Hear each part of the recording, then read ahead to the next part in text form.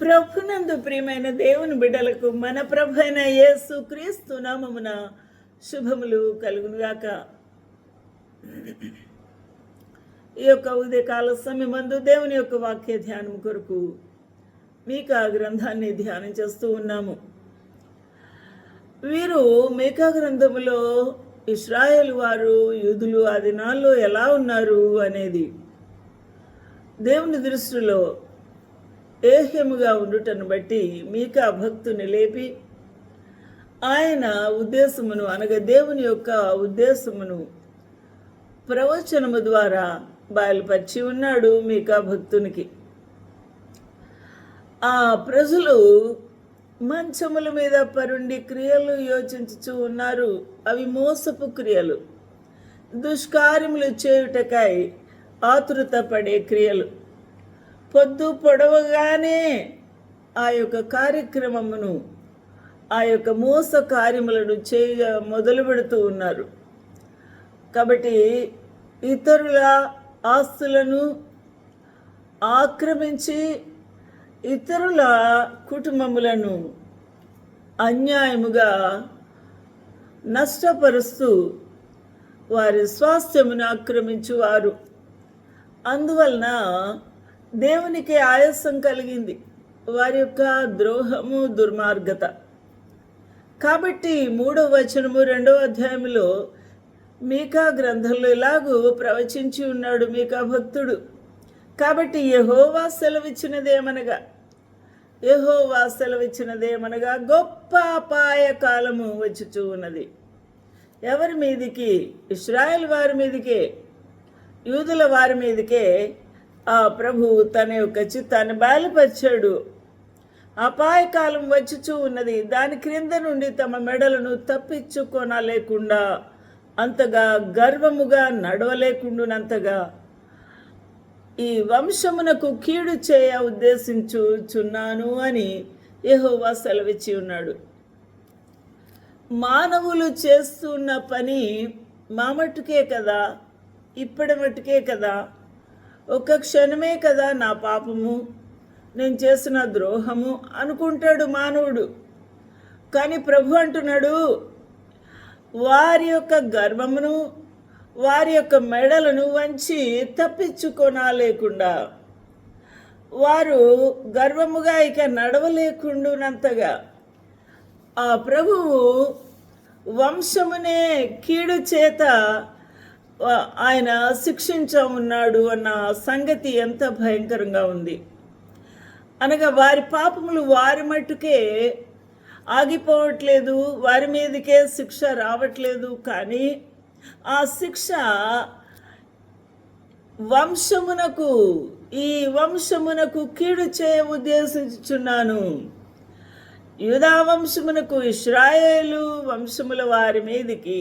Therefore thus saith the Lord, behold, against this family do I devise an evil, from which ye shall not remove your necks.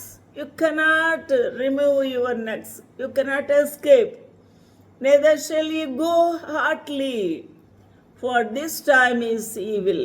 చాలా ఉపద్రవము, గొప్ప అపాయ కాలము మీ మీదికి రప్పించబోతూ ఉన్నాను అని సర్వశక్తిగల ప్రభువే, సృష్టికర్తే వారి మీదికి ఈ యొక్క శిక్షను తెలియచేయమని మీకా ప్రవక్తకు ప్రవచనం ఇచ్చి ఉన్నాడు.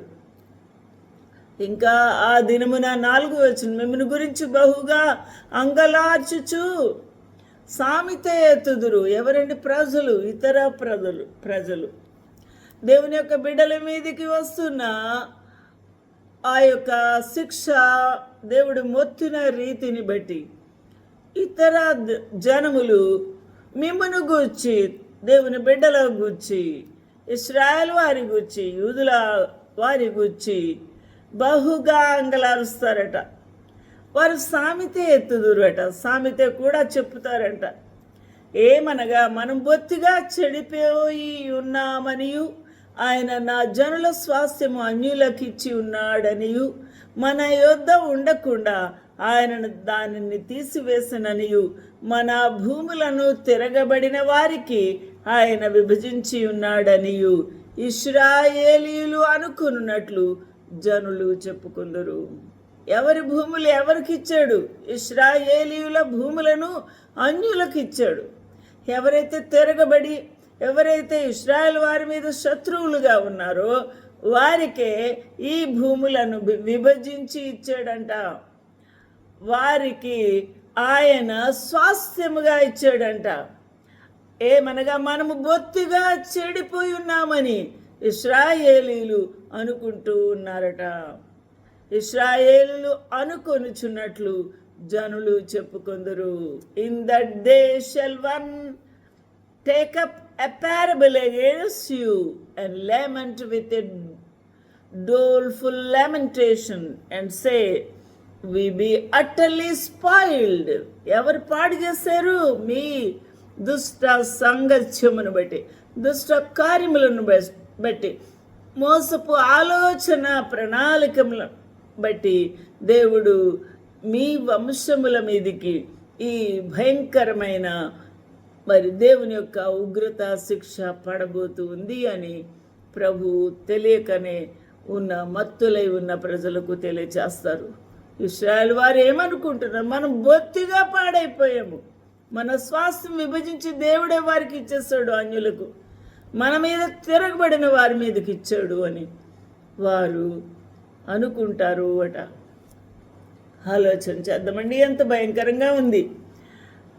మీరు దీన్ని ప్రవచింపవద్దని వారు ప్రకటన చేదురు. ఇశ్రాయేల్ వారు ఏమంటున్నారు?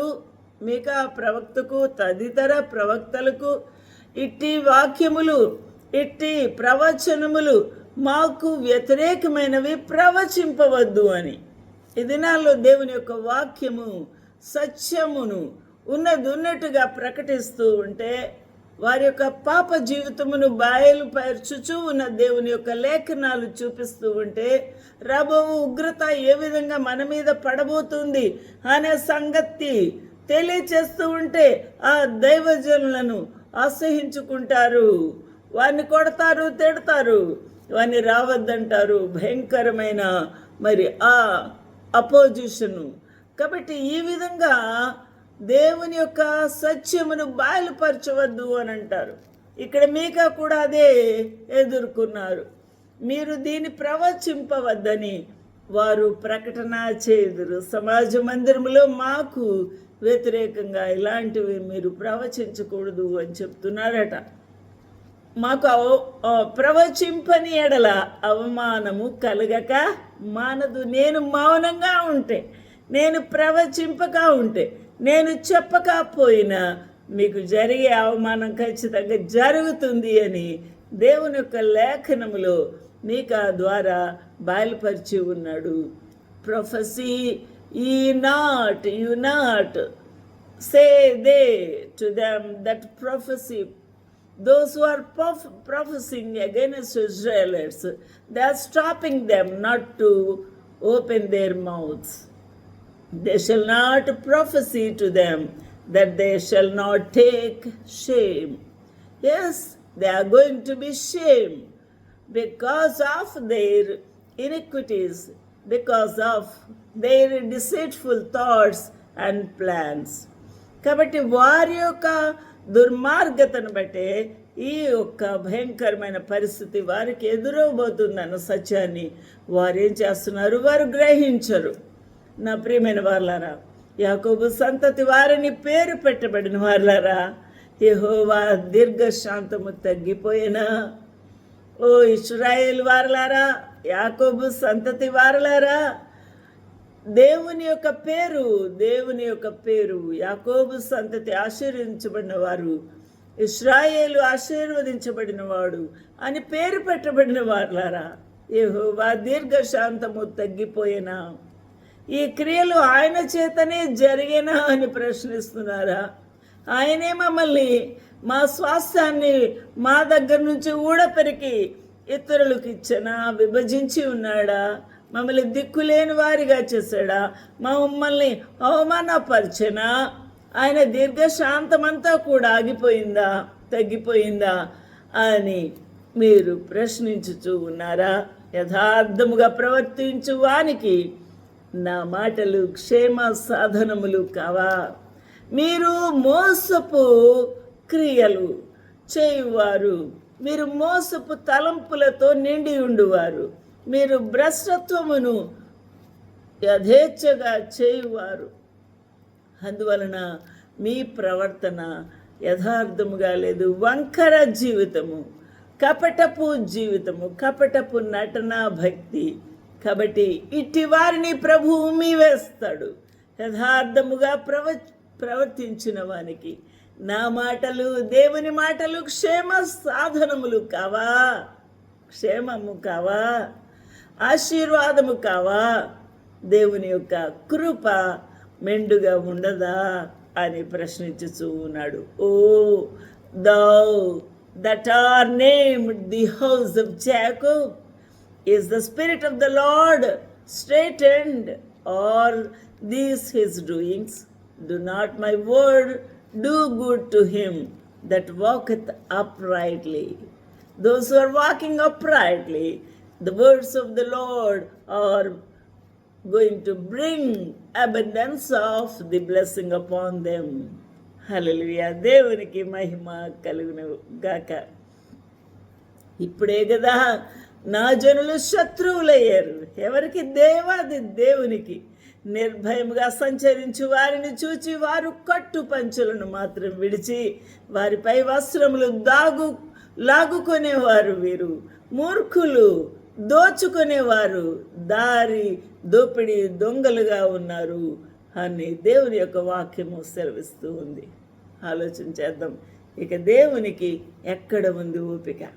ఎలాగ ఆయన తట్టుకోగలడు? ఎంత మూర్ఖంగాను దుర్మార్గంగాను వారు నటిస్తూ ఉంటే, వారు భయంకరంగా వారు పాపములు చేస్తూ ఉంటే ప్రభు ఏ విధంగా ఓర్చుకుంటాడు? ఆలోచన చేద్దామండి.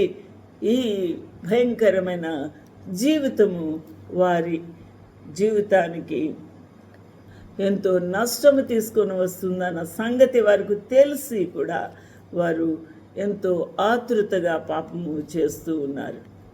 ఆలోచన చేద్దాం. ఇట్టి భయంకరమైన పరిస్థితులతో, ఇలాంటి కపటపు జీవితముతో గర్వాంధులై చేస్తున్న పాపములన్నిటిని కూడా ప్రభువు చూస్తూ ఉన్నాడు. వారి మీదికి శిక్ష తప్పనిసరిగా ఆయన పంపించబోతూ ఉన్నాడు. దేవునికి మహిమ కలుగుగాక. ప్రభు మనతో మాట్లాడుతూ ఉన్నాడు.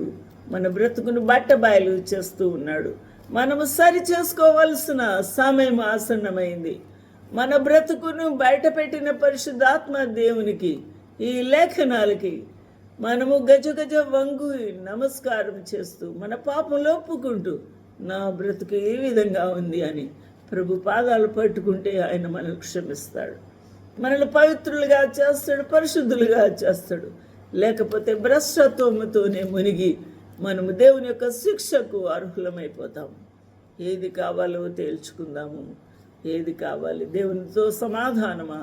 దేవుని ప్రశస్తమైన రక్తధాలతో కడగబడి నీతిమంతుడుగా పరిశుద్ధుడుగా మార్చబడడమా?